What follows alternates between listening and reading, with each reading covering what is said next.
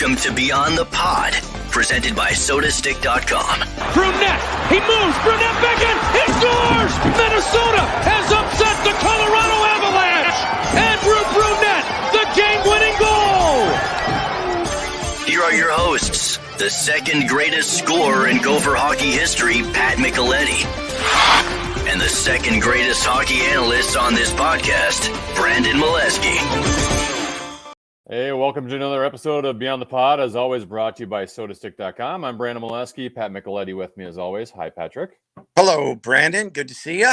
Good to see you as always. And we're only about 2 months away, probably less than 2 months away from hockey really starting to get going, both in the National Hockey League and college hockey. And we're pleased to be joined by the head coach of the University of Minnesota Duluth men's hockey team. That would be Scott Sandelin. Scott, thank you so much for your time. Really appreciate it. Have you done anything fun this summer, this off season? June was quite busy, obviously with a lot of recruiting. July was better. Got to the cabin a little bit of golf, and I thought August was going to be a little quieter, but with Derek leaving, it's a little bit busier here trying to hire a new assistant coach. So we're excited, though. You know, the guys are coming back here in about 2 weeks, about 10 days, and getting ready to get after the new year. Did Derek leaving surprise you, or was that something that was being talked about, or did he want to get back into the NHL game? I know, both his sons have committed to you. How did that all play out? It was kind of caught me off guard. I think even Derek a little bit, because obviously, the way you look at the pro world, everything's so late right now with all the hirings, and got a call. I think he got a call to see if he'd be interested. I talked with Norm to get permission to talk to him. I said sure, because obviously that's a great opportunity for him, and he thought about it and decided to take the leap, and great for him. Excuse me. Obviously a great opportunity because he's played with all three of those guys at different points in his career, and obviously was part of Chicago before I got him back here. And so, he's moving on, and couldn't be happier for him. Obviously tough to see him leave, because I think he was a huge part of our staff and our team and our program. And, but I got him back for a couple stints. So now he's on to pro hockey. So I feel good about moving even coaches on to pro hockey. So, looking forward to seeing how he goes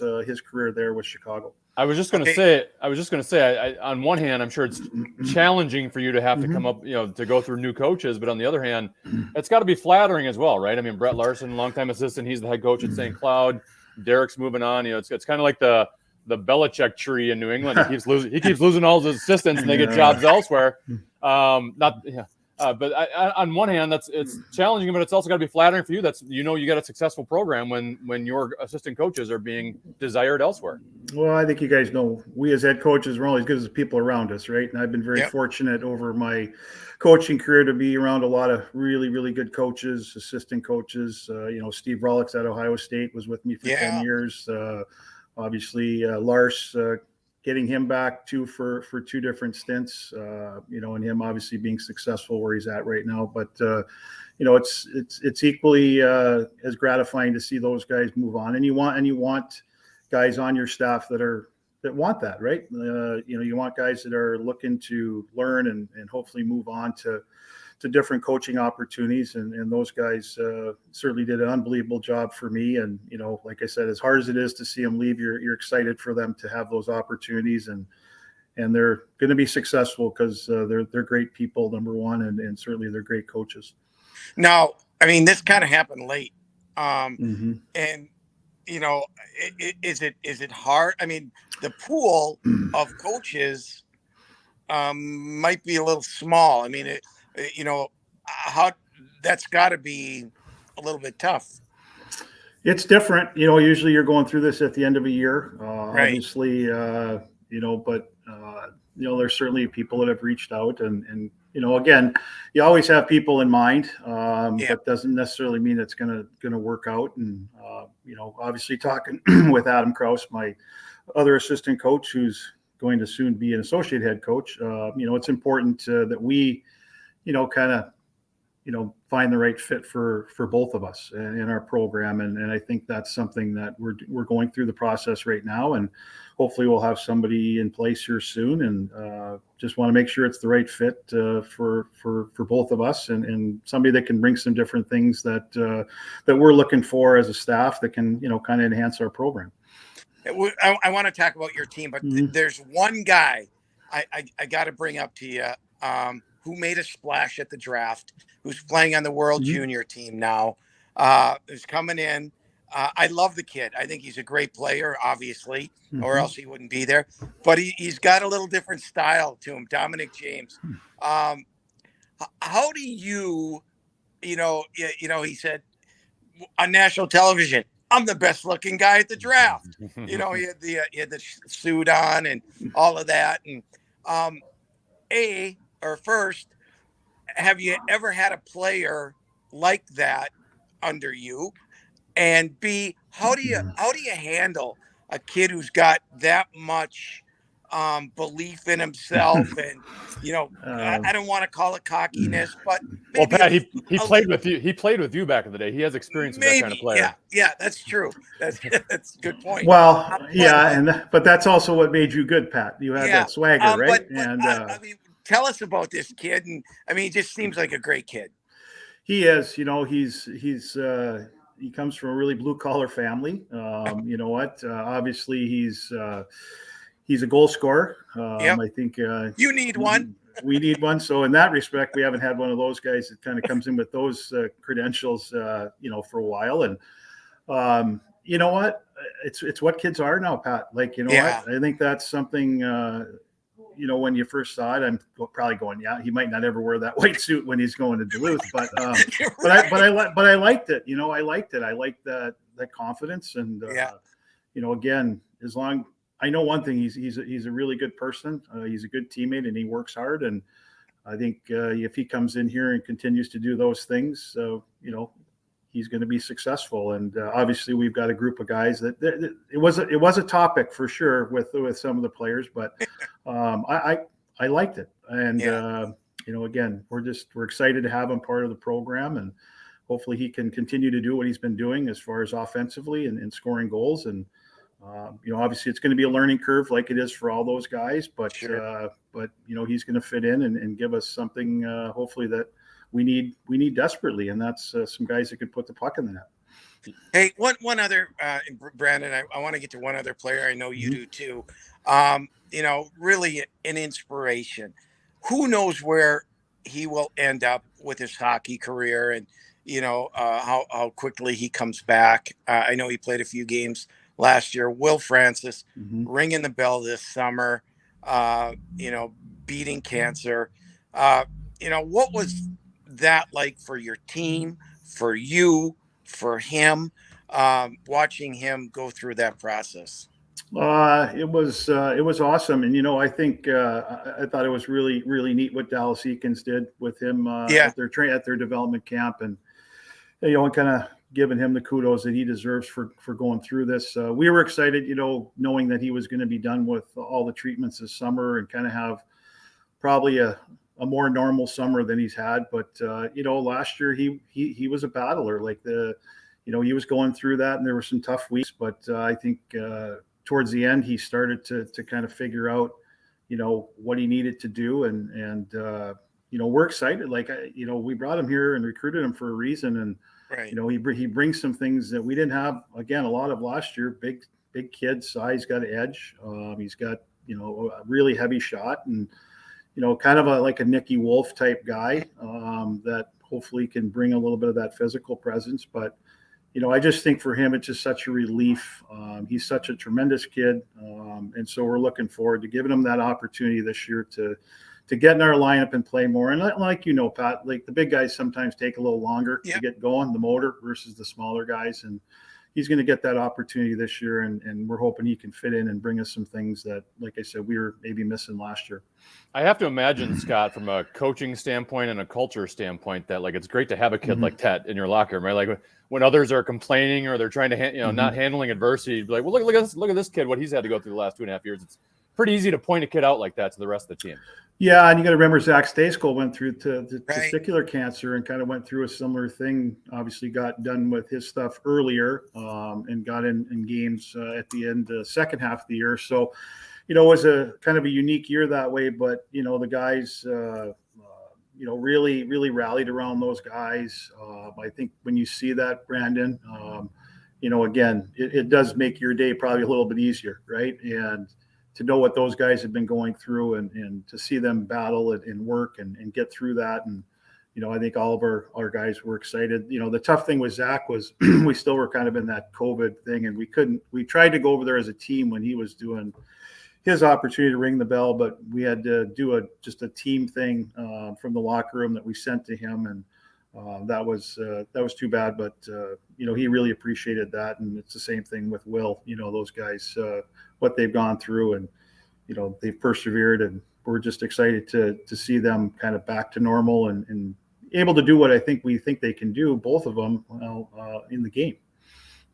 I think we talked to you in February, and at the time, you guys were it was a little bit of a challenge for your team to score goals, and actually pretty impressive how far you guys got in spite of having that challenge on your team to still almost make the Frozen Four in spite of that.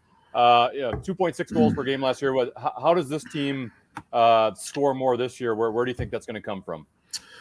Well, we hope with some of the, obviously the returning guys, Blake Beyond, he had a great year last year. Yeah. Quinn Olson, Dominic James, those guys were our best line, I think, consistency wise. I think they stayed together the most, and there was a reason for that. But, I think those guys, all have room to grow offensively.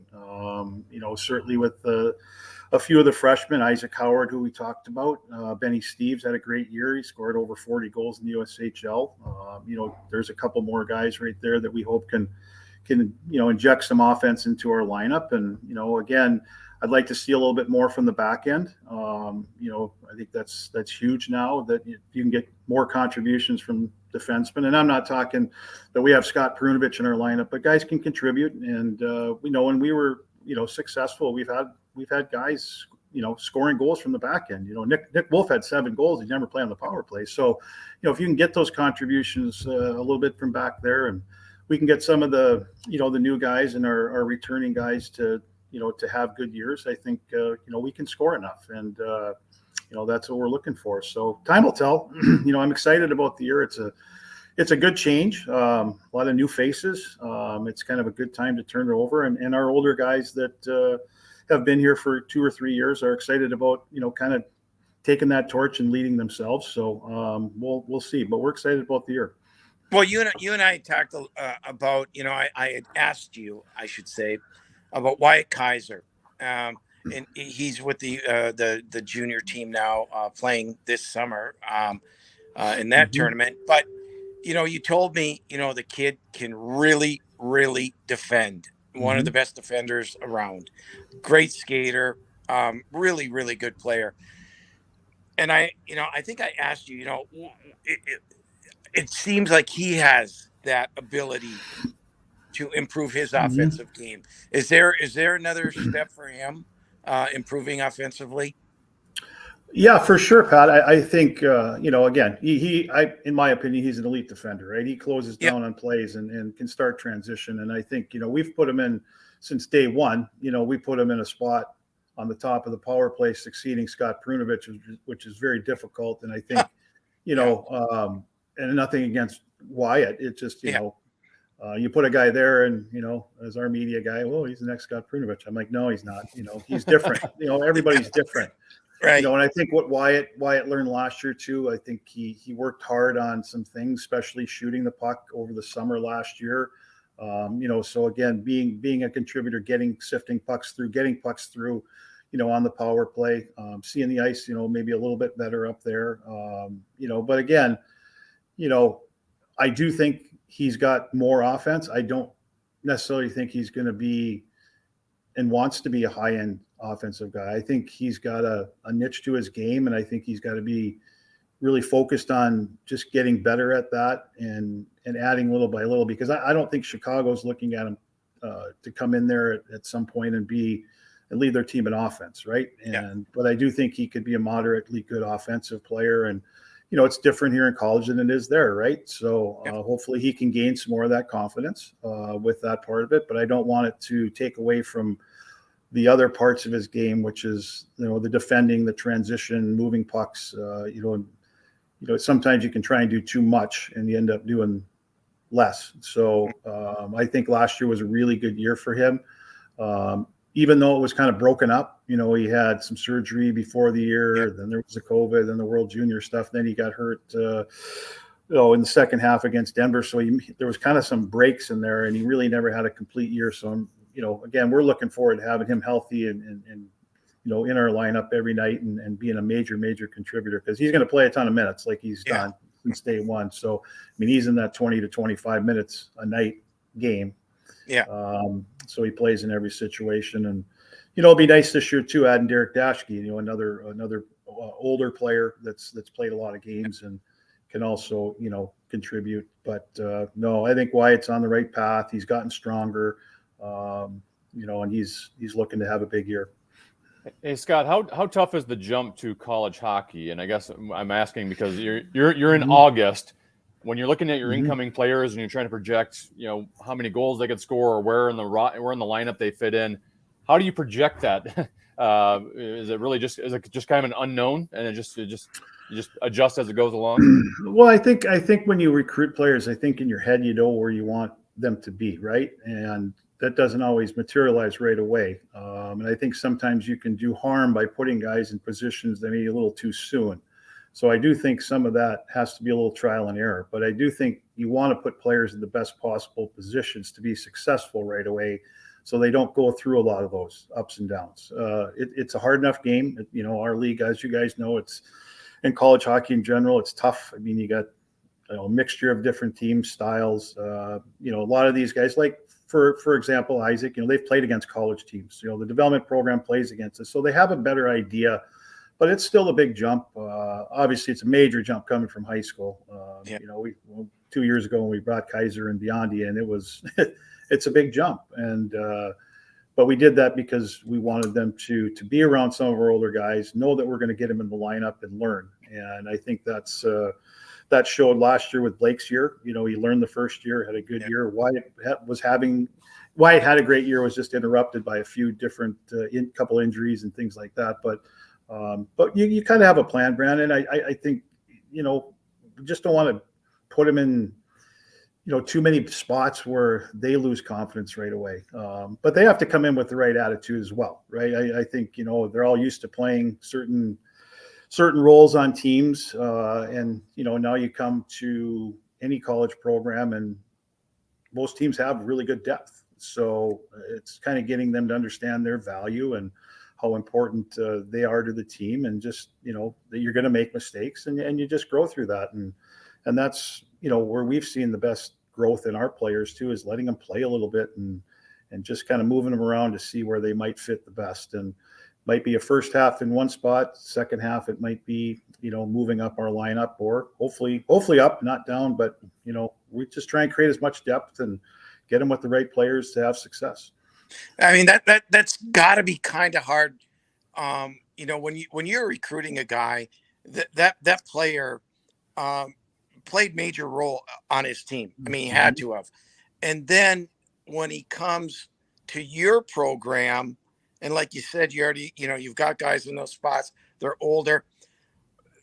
Those conversations have to be really not tough, but hard to get the kid to understand that, because they want success right away. They want that same power play, penalty kill, whatever the situation is. But, just getting them to that point of understanding, it's a tough job, isn't it? It is, but I think too, that's where some of your older players can help, right? I think when you have good returners and good leadership, I think those guys help in a big way, because some of them have been through it before. Yeah. But it's making sure, Pat, everybody understands that they have a value, right? And again, the only way we're going to get better as a team is if everybody pushes each other. And I think that's probably the one thing I'm really excited about this year is I think we've got a lot of depth at the positions, and there's going to be a lot of competition for spots. And maybe we're lacking that a little bit the last couple of years, where I didn't think maybe we were deep enough. Some of it was due to injuries. Some of it was just due to some guys maybe not pushing themselves as hard. And I want players to push each other, because I think that's how you become better as a group and individually. But sitting down with those guys, maybe not right away. I do think things have to evolve for players. I don't like, telling them this is what your role or this is what your value is going to be just yet, because I think you have to let it grow into that. And so there are going to be discussions, at different points of the year about that, whether it's a younger player or an older player. I've gone through it a lot with older players too. And, sometimes it's not easy for them to hear, but when everybody understands that, that's where you grow as a team. And that's hopefully with our leadership and the right attitude by all of our players, and our conversations as a coaching staff with our team and those players, that we can grow as a team as well. Scott, my final question for you. Whenever we ask you or Brett Larson at St. Cloud, or when we've had Brad Berry in North Dakota on, we ask about, tell us who's going to be the biggest challenge in the conference. I think, Pat, we get the same stock answer of all three coaches every offseason that the entire conference is challenging. Everyone's good. I'm going to go ahead and try to ask you this question again, though, Scott. Who do you think is going to be the biggest challenge for you guys in the NCHC this season? Well, I think what I think is going to, what I see is, I think that, and I don't even want to say bottom. The bottom's coming up. You know what? I mean, CC's doing a good job. And I don't. Hey, we could be on the bottom. I'm just saying, I think it's just going to be even tighter. I think they've done a good job recruiting. I know some of their players. I think, Burge has been there a couple of years now, and, they were a really good team in the second half. So I just think it's getting tighter. I do think, it is kind of the usual suspects. I think North Dakota, again, Denver, obviously. They've got a great group of players. Yeah, they lost players. We're going to be, I hope, in the mix, but, I'm curious to see where it goes with a lot of turnover and some younger players, and maybe a couple question marks until we get going. But that's okay. That's the challenges of different years. I mean, some teams have lost a lot. So, but I do think it's going to be even tighter this year than it probably ever has been. And I don't want to pick this is why we don't pick, because you just don't know. But it's the thing I just love about the league is that it challenges you every weekend. Right. And, the coaches are good, the players are good. And, when you play a good non-conference schedule, you roll right into our league, and it's a challenge every weekend. But I think as a coach, we all enjoy that, and the players love it. So they don't take any weeks off, and if you do, you're in trouble. Well, Scott, why don't you enjoy your last week off before your players come back? We really appreciate your time, and good luck this year. We'll talk to you down the line. Okay, thanks, guys. Thanks for having me on. All right, take care.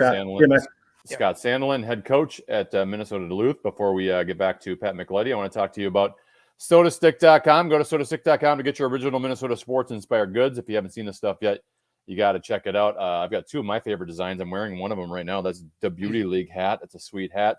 They also have just released their new Fighting Saints themed T-shirt. So make sure you go to Sodastick.com. All their apparel screen printed here in Minnesota on super soft, super comfy shirts. And we're going to hook you up with 15% off your next order. So use the code KFAN for 15% off. That is Sodastick.com, original Minnesota sports-inspired goods. Use the code KFAN for 15% off. Pat, we've got a new feature today. Yes.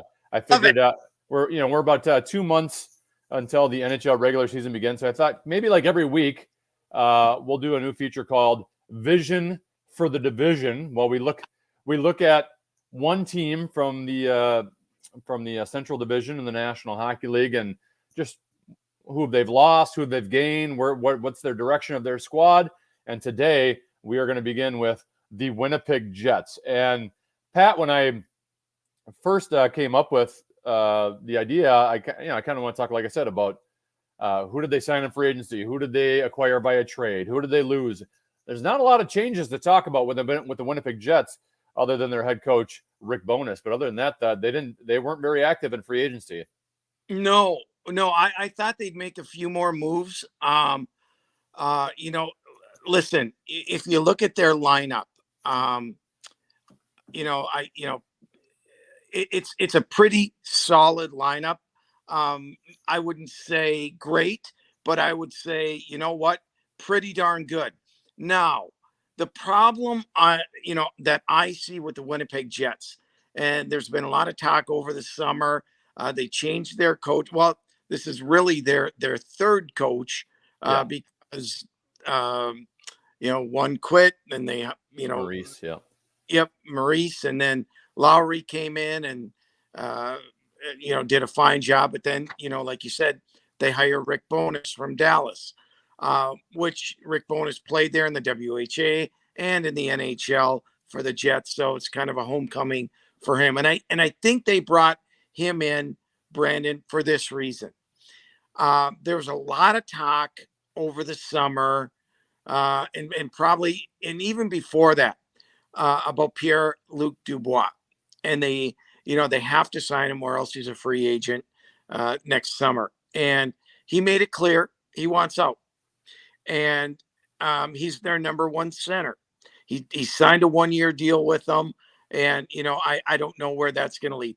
Now, what that tells me, well, how's that going to be accepted in the locker room? You got a guy, does he want to be here? Does he not want to be here? Really good player. Secondly, their second line center, who I think is one of the best players in the world, Mark Scheifele.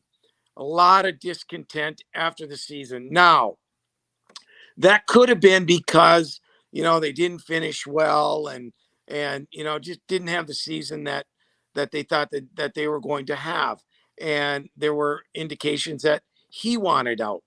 Well, how's that? And there's been rumblings from other people, nothing that I know, but just rumblings that you hear that, not one of those great guys in the locker room. And so I think the biggest challenge for the Jets is, can they keep it together? Because when you have Kyle Connor, you still have a good Blake Wheeler. You have Cole Perfetti, who was a number one pick from a year ago, who's going to crack their lineup. You still have Nikolai Ehlers. This is a pretty good team. So that's kind of my assessment of where the Jets are.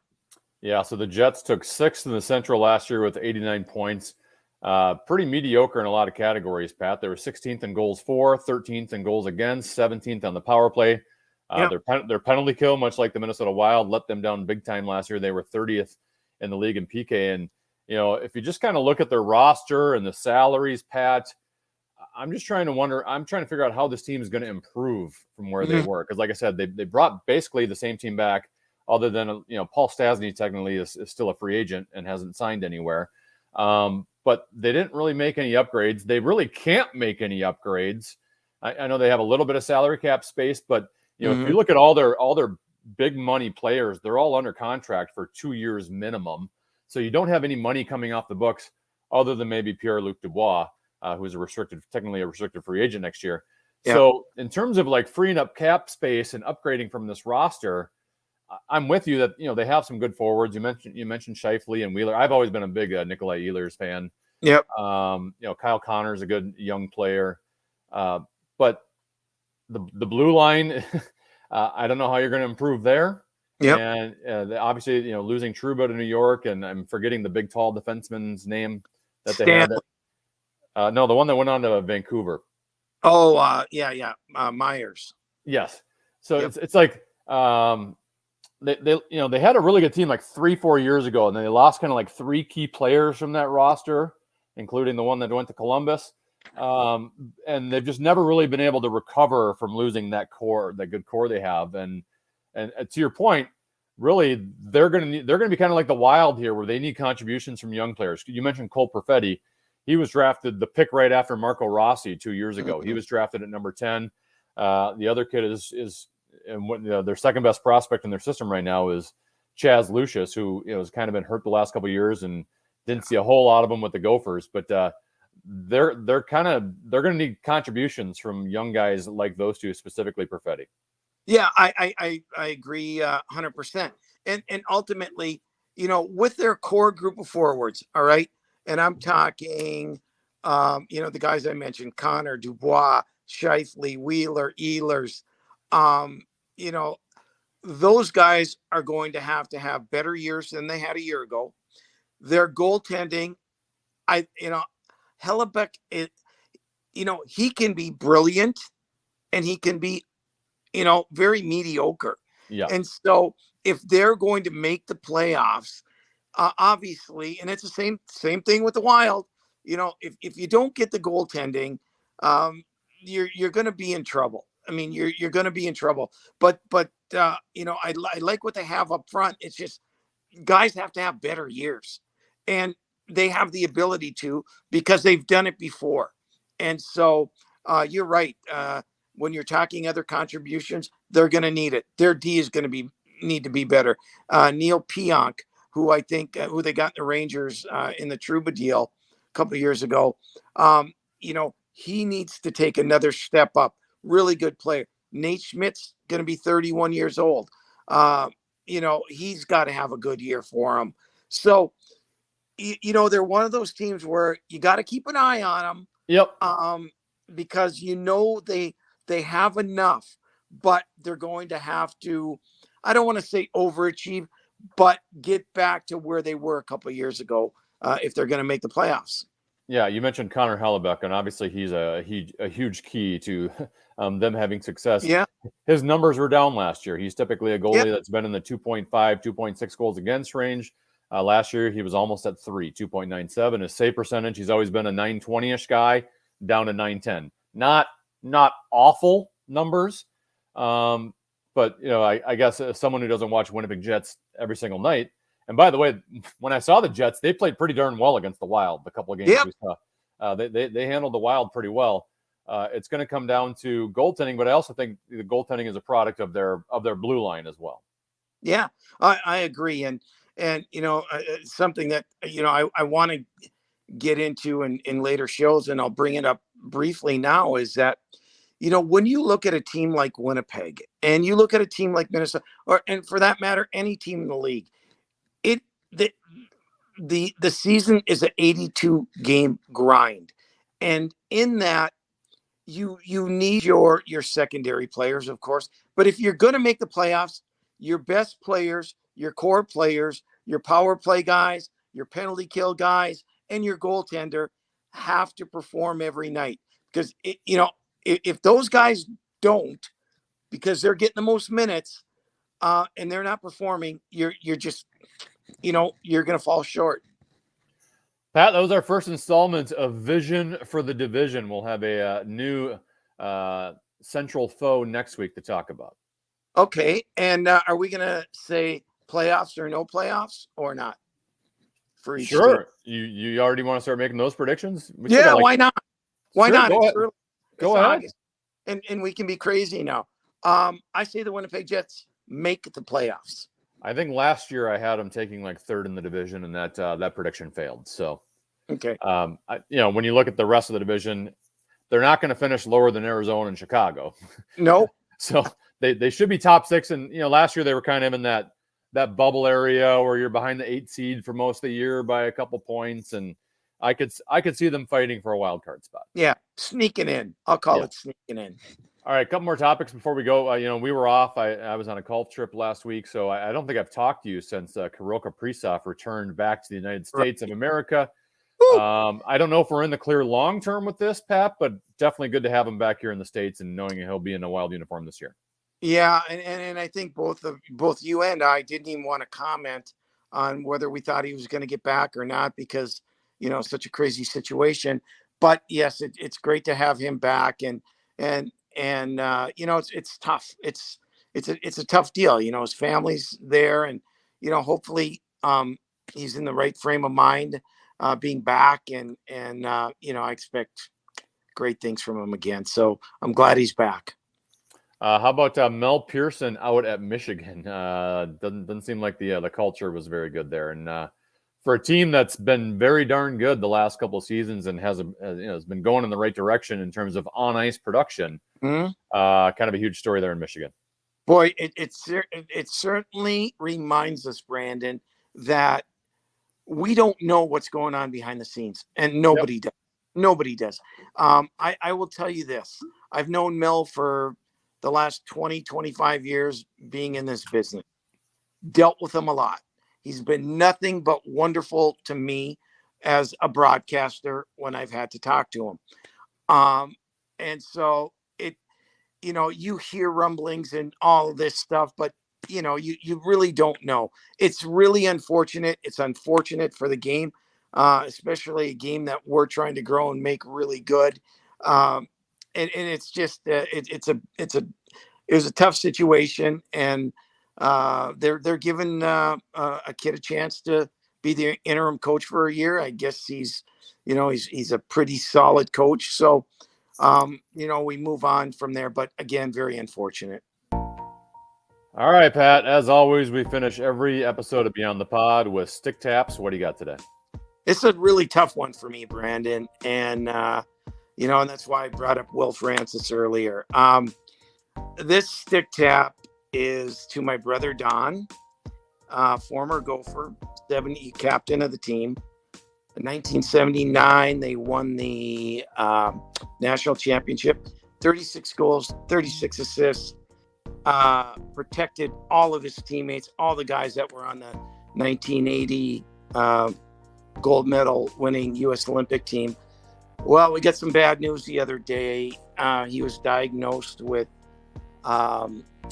lymphoma, lymphoma, whatever it's called, and he's in tough shape. And so I wanted to let all the Gopher fans out there and all the hockey fans out there, if they could just give him a little thought. He's got a long fight ahead of him, and it's just really sad. And because he's such a good guy and kind to everybody. So to my brother Don, that's for you. Sad to hear that, Pat. And our thoughts are with Don and with you and the entire Micheletti family during this time. Hopefully everything goes well. Unfortunately, I also have a somber stick tap as well. The news just came down yesterday that a 6-year-old by the name of Ben Stelter, who kind of became an Edmonton Oilers super fan over the playoff run. He encouraged the team to play La Bamba after each win in the playoffs. He got to know Connor McDavid.